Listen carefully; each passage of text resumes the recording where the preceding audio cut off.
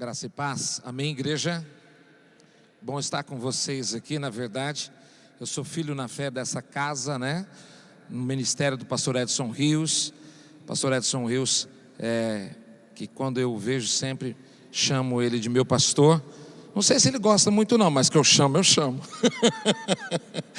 E gosto muito de tudo aquilo que Deus fez na vida dele, através da vida dele. Para mim é um exemplo. E eu agradeço a oportunidade de estar com vocês aqui nesse momento. Estamos aqui na região cerca de 12 dias aproximadamente, ministrando todos os dias, participando de vigílias, de programações, de seminários, atendendo a região. E a gente encerra as ministrações amanhã, numa outra igreja da cidade. E na quinta-feira eu estou retornando para casa, graças a Deus, com muita saudade da minha linda esposa. Aliás, a mulher mais linda desse mundo, desculpem as outras, né? Pastora Chile, que está me assistindo agora, né? Um beijo para ela.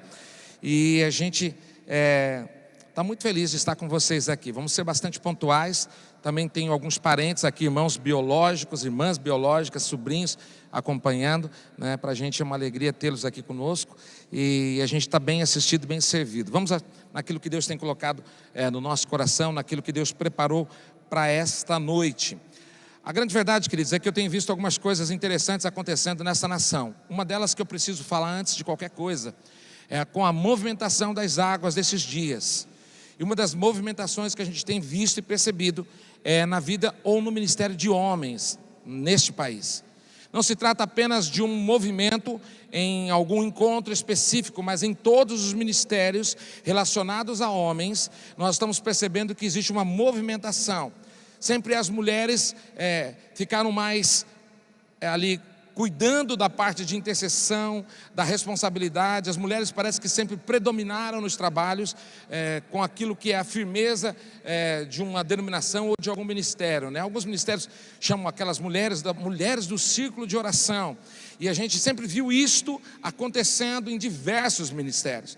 Mas agora a gente tem assistido algumas coisas interessantes nesses últimos dias. E eu posso falar para vocês que aqui no nosso estado, no Mato Grosso do Sul, eu passei em vários lugares e eu pude ver grupos maiores na igreja de homens do que de mulheres.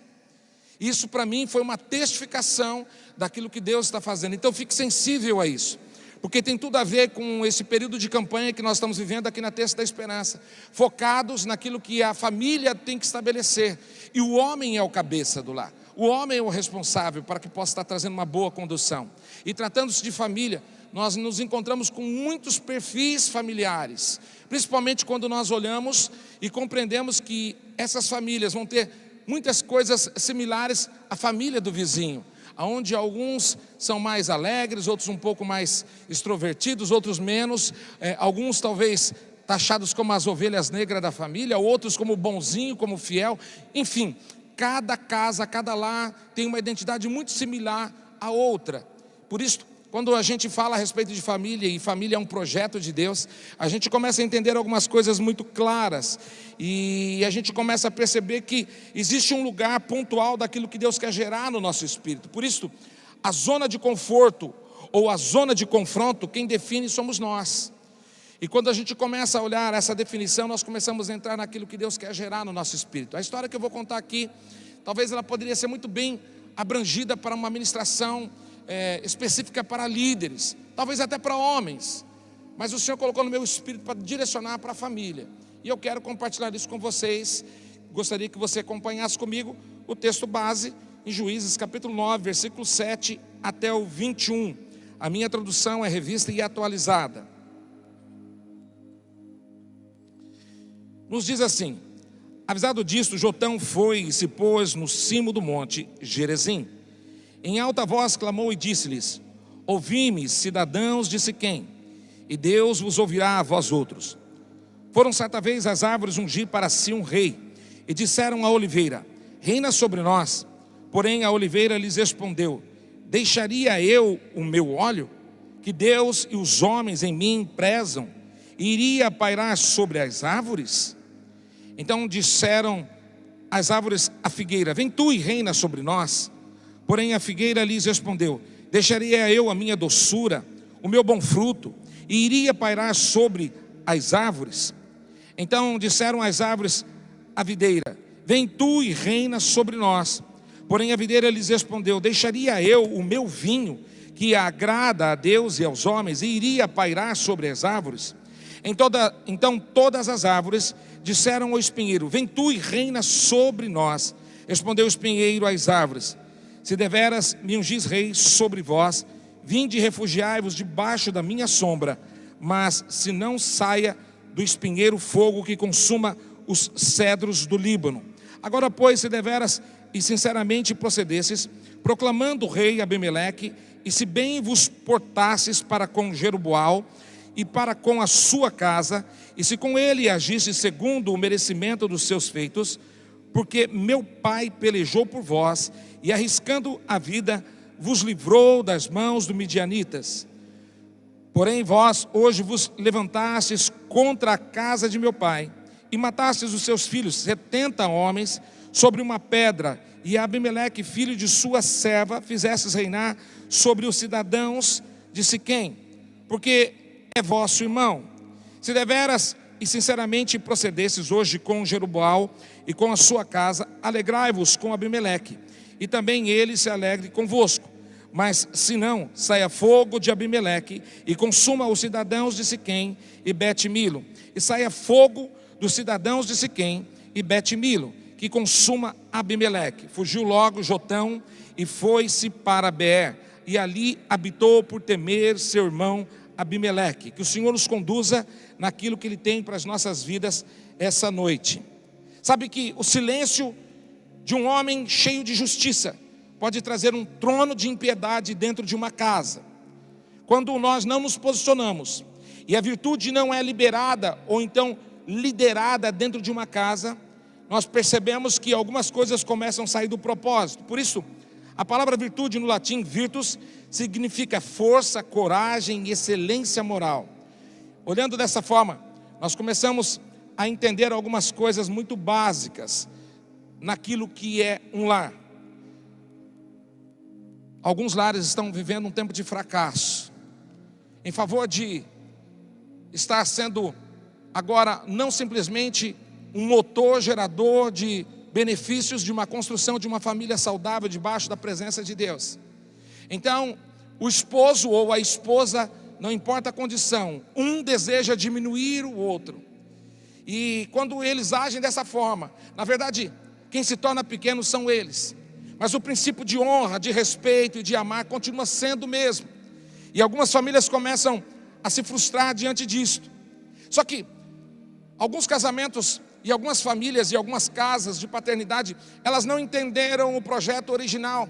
Então, aquela mulher ou aquele homem passou a olhar para a figura da pessoa, do homem, e não conseguiram discernir que o homem é cheio de fracassos.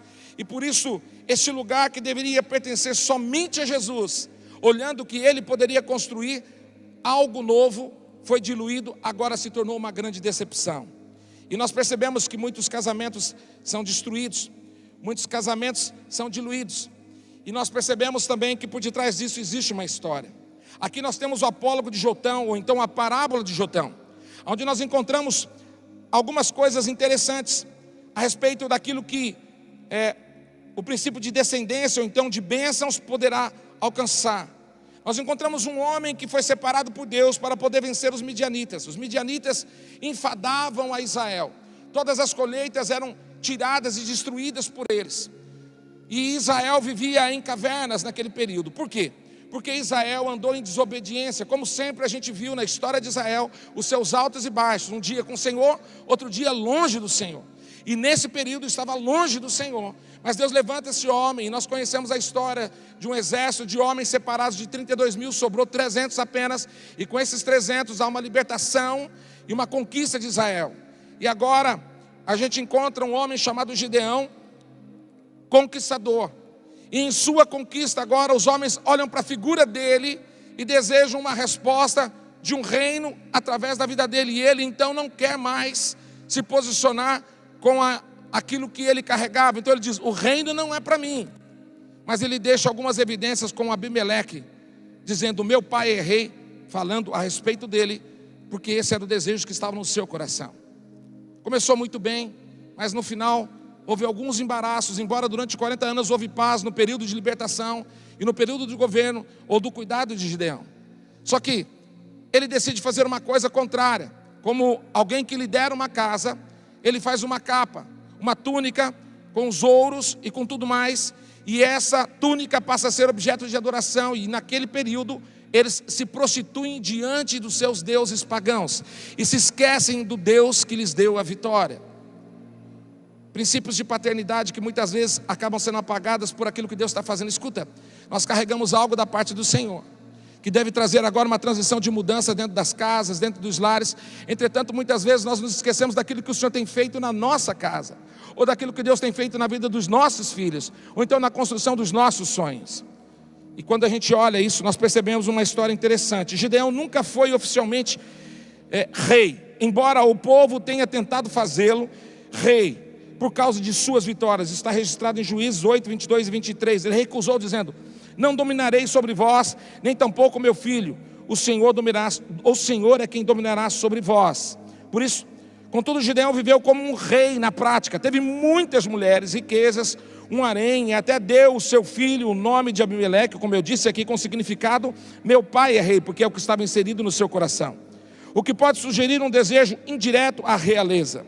Já Abimeleque, que agora assume a posição de seu pai, e eu vou contar rapidamente a história, filho de Gideão, como uma concubina de Siquém, não foi escolhido por Deus, mas sim auto se estabeleceu como rei, por ambição pessoal. Sabe foi o que ele fez? Ele tinha 70 irmãos, e ele era filho de uma concubina, e ele decide agora ocupar o lugar dos seus irmãos, e ele chega diante dos moradores de Siquém, da onde ele tinha a sua origem, da sua terra, e disse: olha, vocês querem ser governados por 70 filhos de Gideão, ou vocês querem apenas um que vos lidere? E ele os convenceu com palavras persuasivas e maliciosas. Então o povo de Siquém falou: não, melhor um só e outra, melhor sendo da nossa terra. E decidiram então escolhê-lo. E agora eles pegam os 70 filhos, através de homens maléficos, homens de guerra, homens malfeitores, e prendem esses 70 filhos e os levam à pedra como holocausto e sacrifício aos seus deuses pagãos. E matam os seus 70 irmãos. Só que, em meio a essa coisa trágica, um deles se esconde, o menor de todos, Jotão. E ele consegue escapar da situação. E escapando da situação, agora ele percebe quão maléfica era a situação que Siquém e o próprio Israel poderia estar vivendo.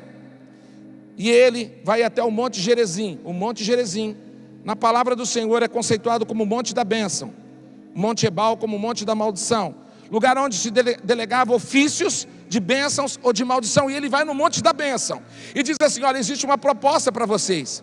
E ele conta justamente a história da oliveira, da figueira e da videira e do espinheiro.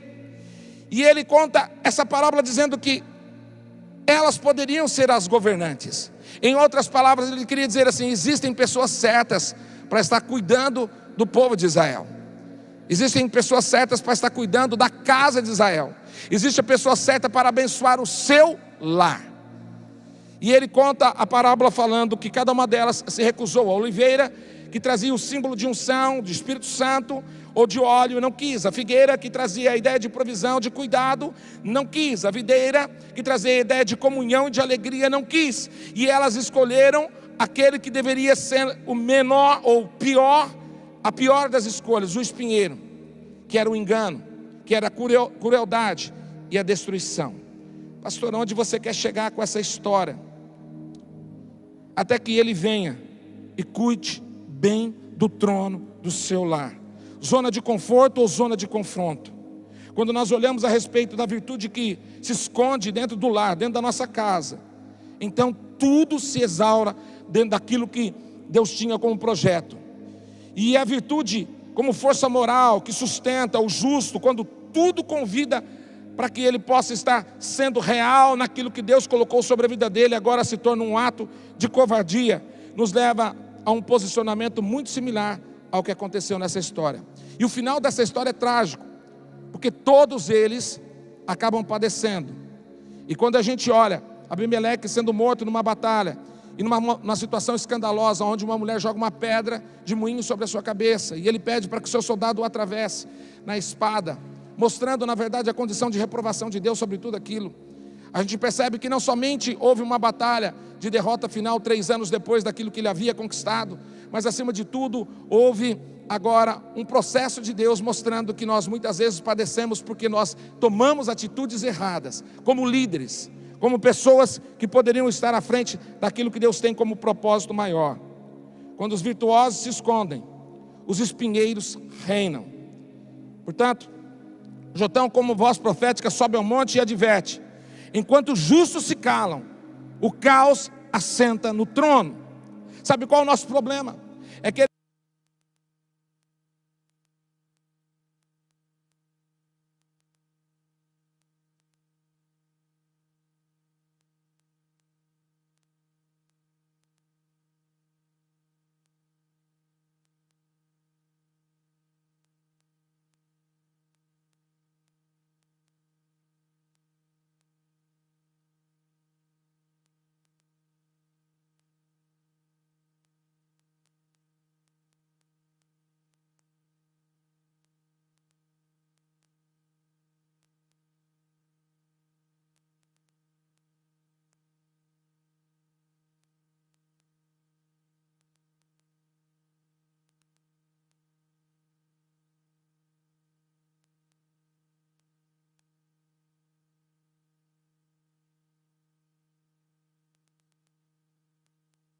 qual é a aplicação que nós temos para a nossa vida? Cuidado com quem você permite influenciar a sua casa.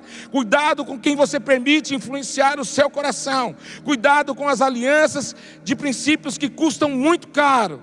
Hoje tem coisas que estão sendo lançadas na mídia, nas redes sociais, na televisão, em todos os lugares. Pessoas que se aproximam de nós, que geram muitas vezes prejuízos muito grandes para a história da nossa casa.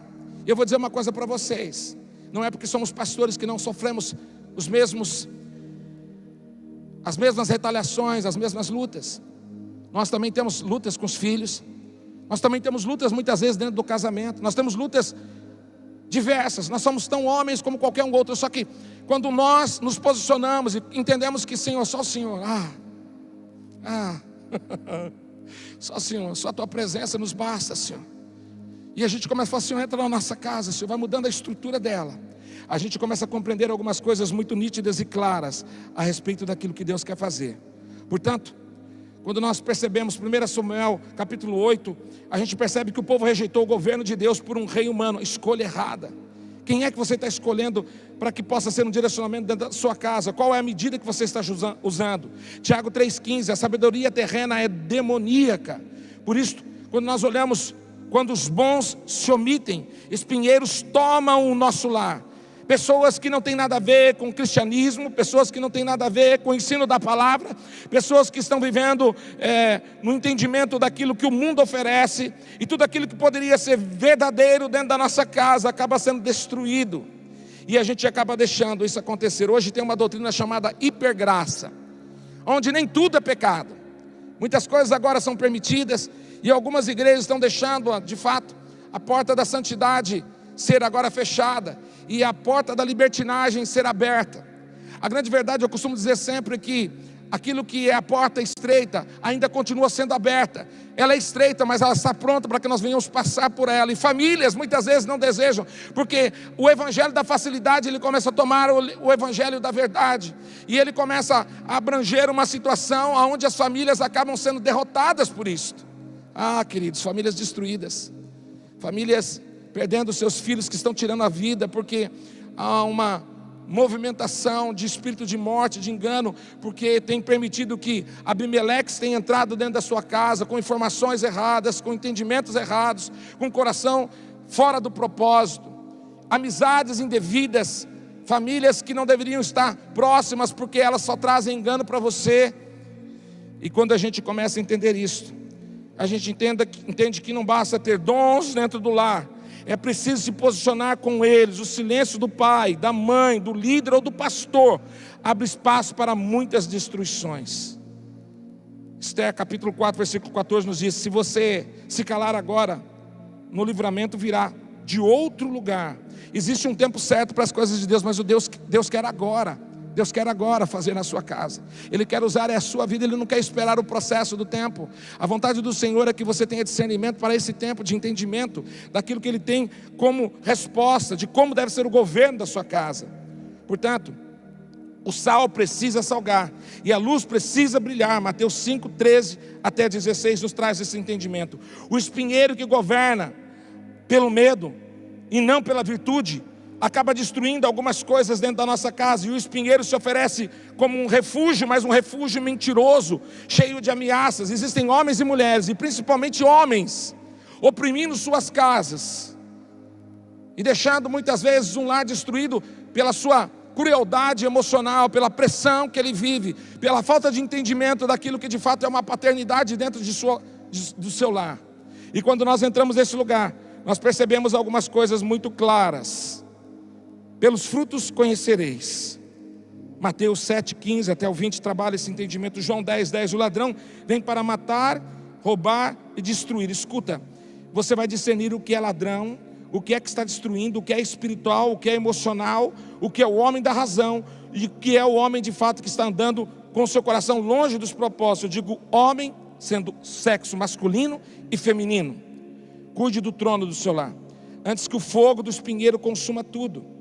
Na verdade, se vocês forem sinceros e justos, a palavra sempre será: haja paz, senão que saia fogo, porque o Senhor está procurando corações rendidos, contritos, quebrantados, corações que se posicionam e dizem: Senhor, muda a minha casa, muda a história do meu esposo, muda a história da minha esposa, muda o coração do meu filho, da minha filha, Senhor.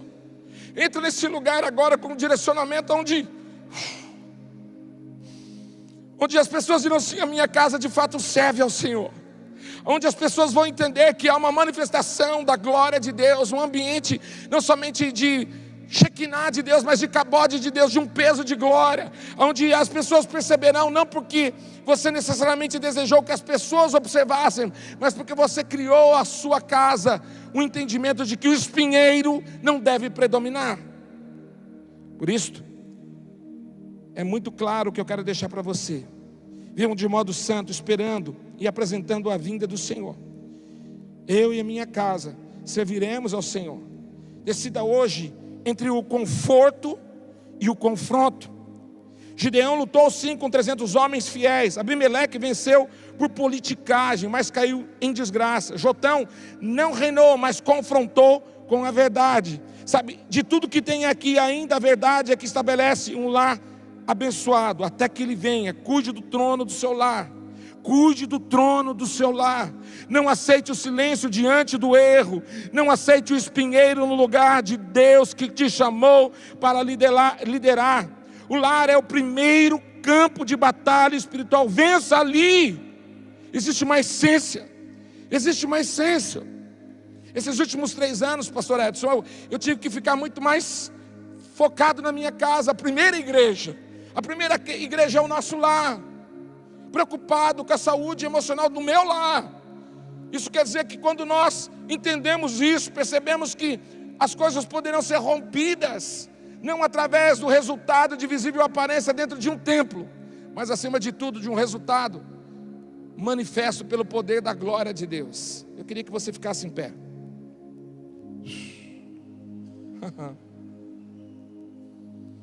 Há uma essência maior. Que não sejamos tomados por espinheiros espirituais na nossa casa, no nosso lar. Que compreendamos que existe um lugar de reino, sim. Talvez você seja a oliveira da sua casa. Um homem cheio de unção, uma mulher cheia de unção, tomado pelo Espírito Santo. Talvez você seja a figueira, a provisão, o provedor, o cuidador. Talvez você seja a videira, aquele que gera a comunhão e a alegria. Mas talvez você seja, quem sabe, no enxerto espiritual, porque é assim que nós somos enxertados no Senhor. Sejamos oliveiras, figueiras e videiras. E a nossa casa vai viver os melhores dias. Dias de cura, dia de restauração, dia de compreensão, onde o esposo vai dizer para a sua esposa: eu te amo. E ela imediatamente vai responder dizendo: eu também te amo. O filho vai dizer: pai, que saudade de você. E você vai dizer para o filho: eu também tenho saudade de você. A filha vai dizer: pai, como é bacana ter você do meu lado.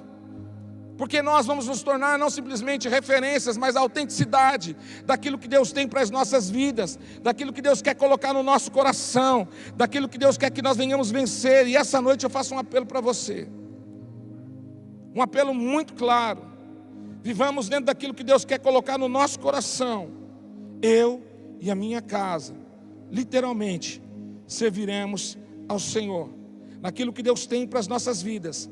Eu e a minha casa vamos nos posicionar naquilo que é o propósito maior, naquilo que é a decisão maior. E a minha decisão essa noite, ela está vinculada a entender que eu quero esconder ou me esconder no Senhor, e o meu lar será tomado pela misericórdia e pela graça de Deus, até que Ele venha. Há um trono estabelecido. Jesus é quem cuida da minha casa, é Ele quem cuida do meu lar, é Ele quem cuida daquilo que eu carrego, daquilo que eu tenho. E a proteção do Senhor vai mudar a minha história em todos os aspectos. Haverá cura, restauração, restituição, renovo, haverá gozo, haverá presença, haverá mudança. Não é mais tempo de nós apontarmos o dedo, irmãos. É tempo de estendermos as mãos. É tempo de estarmos perto, chorarmos de fato com os que choram e se alegrarmos com os que se alegram. Meu apelo é: eu quero entender este lugar em Ti, Senhor, até que Ele venha. Cuide do trono do seu lar, que o trono seja estabelecido no Senhor. Amém? Feche seus olhos.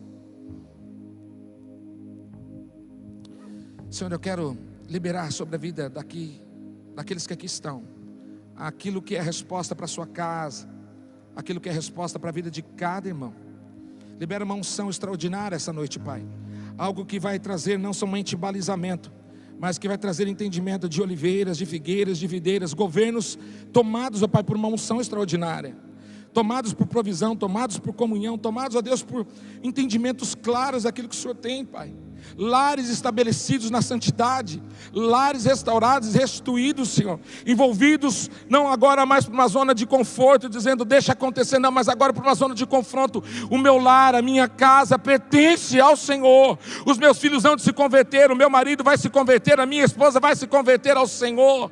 A minha casa será transformada pelo poder do Altíssimo. Não haverá discórdia, contendas, não haverá amargores, haverá cura, haverá unção derramada de uma forma tal que tudo aquilo que o Senhor construiu não será apenas um sonho, mas tornar-se-á uma realidade na minha vida.